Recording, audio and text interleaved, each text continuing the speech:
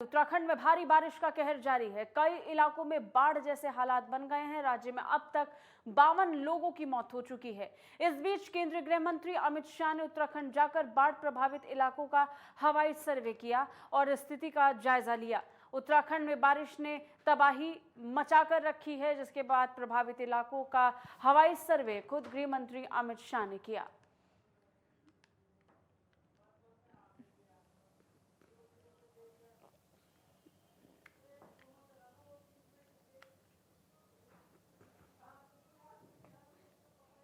तो आपको बता दें, 18 अक्टूबर को आई बाढ़ के कारण लगातार स्थिति उत्तराखंड में खराब होती हुई नजर आ रही है और इस सब के बीच गृह मंत्री अमित शाह ने आज बाढ़ प्रभावित क्षेत्रों का हवाई सर्वेक्षण कर दौरा किया। इस बीच गृह मंत्री ने बाढ़ को लेकर तमाम जानकारियां भी हासिल की। इसके बाद जौली ग्रांट एयरपोर्ट पर पहुंचने के साथ ही गेस्ट हाउस में उन्होंने एक महत्वपूर्ण बैठक ली, जिसमें मुख्यमंत्री पुष्कर सिंह धामी भी और साथ ही साथ अन्य अधिकारी और मंत्री भी मौजूद रहे।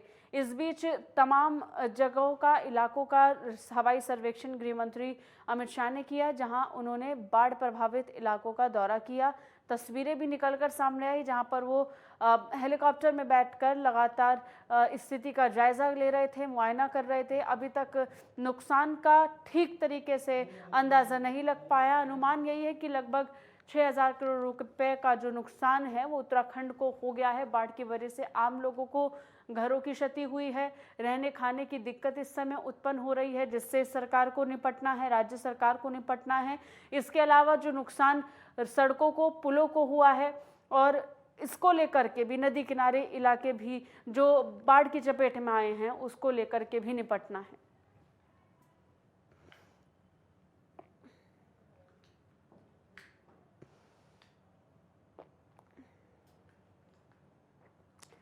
तो तस्वीरें आप तक पहुंचा रहे हैं गृह मंत्री अमित शाह, जो हेलीकॉप्टर में बैठकर हवाई सर्वेक्षण करते हुए नजर आए थे। उन्होंने तस्वीरों के जरिए से हालातों को देखा, किस तरीके की स्थिति वहां पर बन रही है। सबसे खराब हालात नदी किनारे क्षेत्रों को के नज़र आए, जहां पर मौजूद घर और इसके अलावा इलाके पूरी तरीके से बाढ़ की चपेट में आ गए। लोगों को भारी क्षति हुई, पहाड़ों के दरकने का सिलसिला जारी रहा, भूस्खलन की स्थिति बन गई। इसके अलावा बादल फटने की खबर भी निकलकर सामने आई थी, जिसकी वजह से सबसे ज़्यादा नुकसान नैनीताल के क्षेत्र को हुआ। इन तमाम वो इलाकों पर खुद गृह मंत्री अमित शाह भी हेलीकॉप्टर के जरिए से नज़र बनाते हुए नजर आए थे। मुख्यमंत्री पुष्कर सिंह धामी ने बाढ़ को लेकर तमाम जानकारियां भी गृह मंत्री के साथ साझा की। योगेश सेमवाल ज़्यादा जानकारी के साथ देहरादून से हमारे साथ जुड़ गए हैं, उनका रुख करेंगे। योगेश, थोड़ी देर पहले आपने जानकारी पहुंचाई थी किस तरीके से गृह मंत्री अमित शाह बैठक ले रहे हैं, क्या वो बैठक पूरी हुई?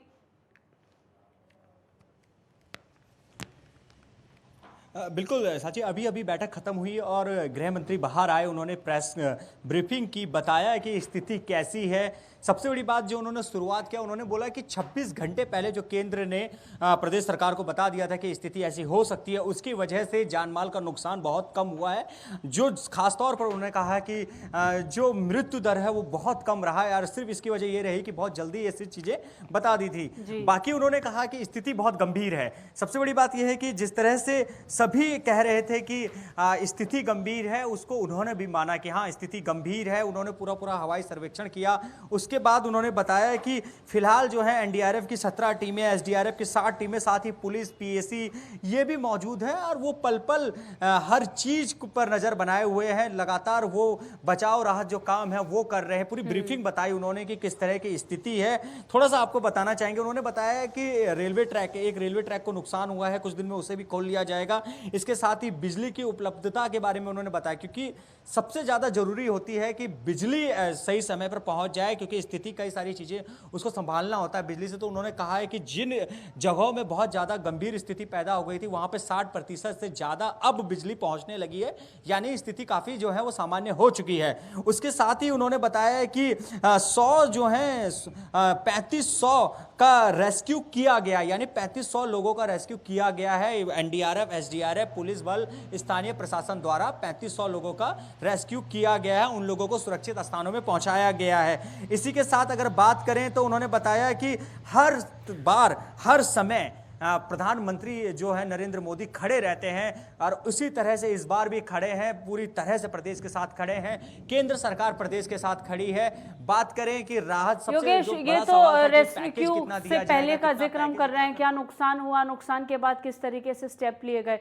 अगर रेस्क्यू ऑपरेशन का जिक्र करें, अभी चुनौती ये है कि जो लोग अपना घर खो चुके हैं, जिनके पास रहने के लिए छत नहीं है, जिनको सुरक्षित स्थानों पर पहुंचाया गया है, उनके लिए घर का इंतज़ाम करना, उनको ज़रूरत उनके लिए ज़रूरी चीज़ उनको उपलब्ध कराना, खाने की चीज़ उपलब्ध कराना, इसको लेकर क्या तैयारियां हैं, कैसे होने वाली हैं ये तैयारियां?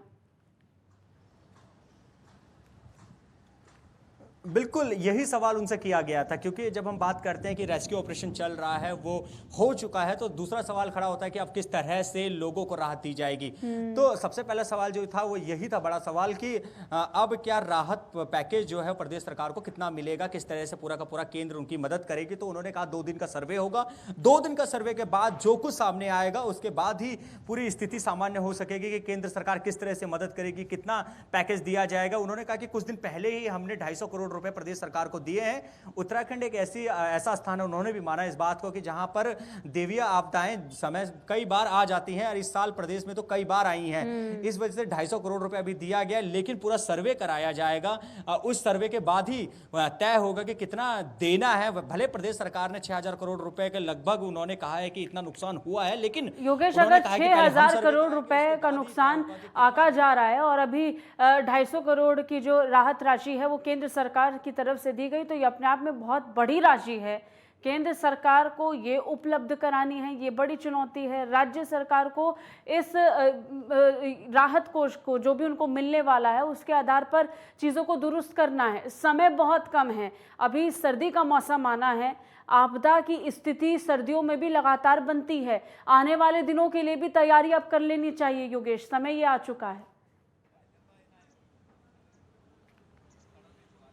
आपने एक जो बहुत बड़ी बात कही है कि सर्दी आ गई है, पहाड़ों में अब सर्दी आ चुकी है।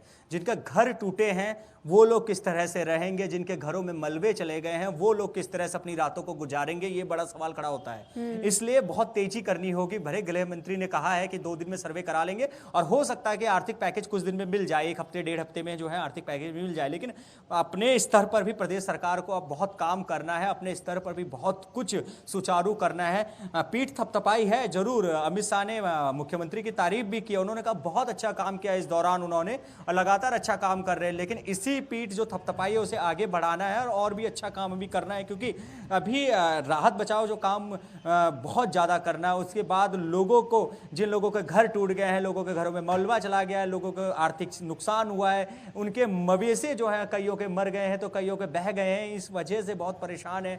और इन सब चीज़ों को अब देखना होगा प्रदेश सरकार को, केंद्र के साथ सामंजस्य बैठाना होगा, उसके बाद पूरा का पूरा एक प्रोजेक्ट बनाना होगा। जो आर्थिक पैकेज मिलेगा उस आर्थिक पैकेज को किस तरह से, जो जमीनी जो जहां तक पहुंचाना है उसको किस तरह से पहुंचाया जाएगा। यानी कुल मिलाकर निरीक्षण अच्छे से कर लिया है मुख्यमंत्री ने, नुकसान का आंकलन अच्छे से हो गया है, लेकिन इसके बाद लोगों को राहत कैसे पहुंचानी है, लोगों को ज़रूरी चीज़ें कैसे उपलब्ध करानी है, उनको कैसे सहायता देनी है, ये अभी बाकी है और ये सबसे विकट रहेगा। योगेश, बहुत शुक्रिया आपका तमाम जानकारी के लिए, हमारे साथ जुड़ने के लिए।